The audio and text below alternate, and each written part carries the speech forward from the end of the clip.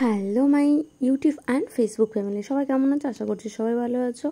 আমিও তোমাদের আশীর্বাদে মোটামুটি ভালোই আছি। তবে আজকাল দিনটা খুব একটা বেশি ভালো কাটছে না, কারণ আমার মা খুব অসুস্থ, মানে পড়ে গিয়ে পা ভেঙে গেছে।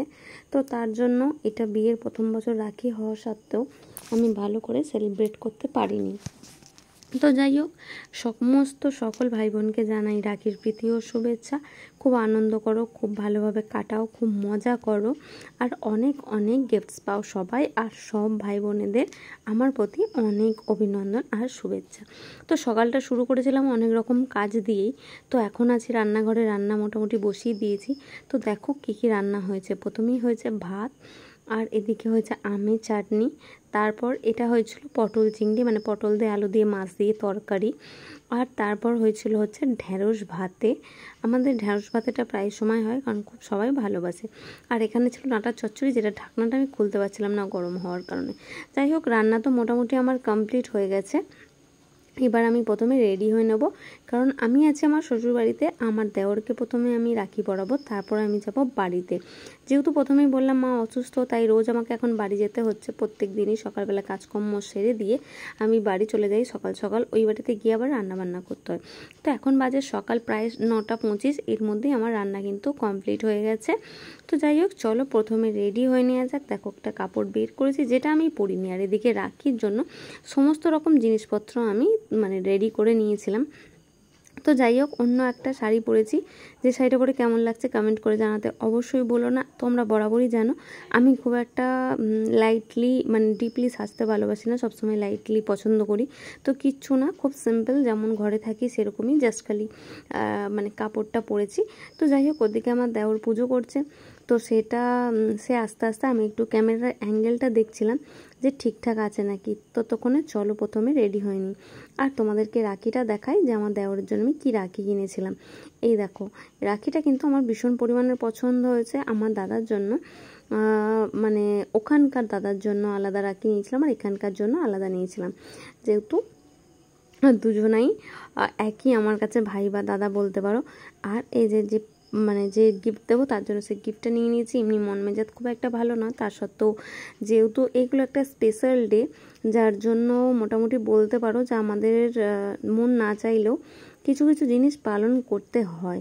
তো যাই হোক, চলো প্রথমে ভাইকে, এটা হচ্ছে আমার দেওর, তো ভাইকে আমি প্রথমে রাখি পরিয়ে নিই। ভাইকে কখনোই দেওর হিসেবে দেখি না, সবসময় নিজের ভাইয়ের মতো করেই দেখি আর ভালোবাসি। তার জন্য প্রথমে ভাইকে রাখিটা পরিয়ে নেব, তারপরে আমি যাব বাড়ি। তো এরপর একটা ছোট্ট টুইস্ট আছে, যেটা তোমরা দেখো, দেখলেই তোমাদের হাসি পাবে।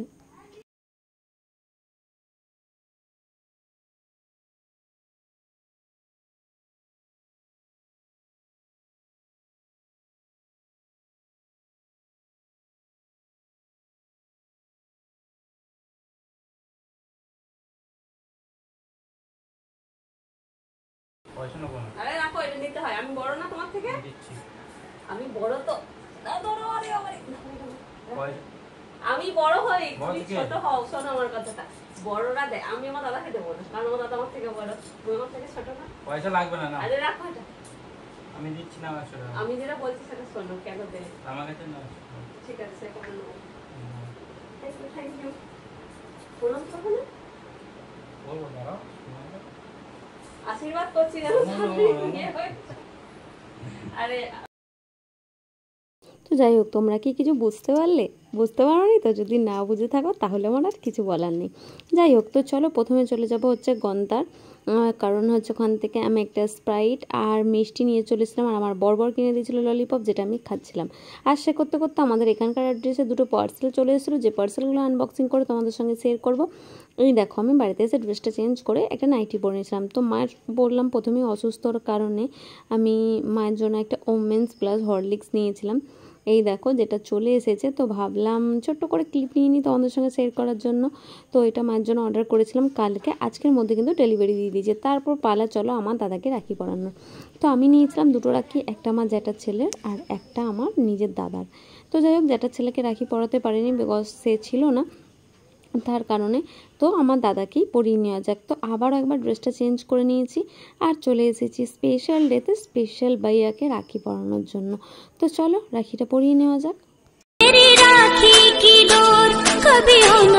कमजोर भैया दे दो कलाई बहन आई है मेरी राखी की डोर कभी होना कमजोर भैया दे दो कलाई बहन आई है भैया दे दो कलाई बहन आई है कितना रिश्ता है पावन महीना भी सावन भैया खा लो।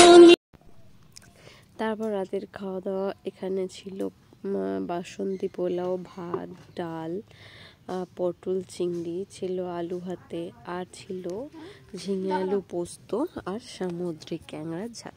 তো ব্লগটা এখানেই শেষ করলাম। কমেন্ট সেকশানে জানাতে অবশ্যই ভুলো না কেমন লাগলো। Tata, good night.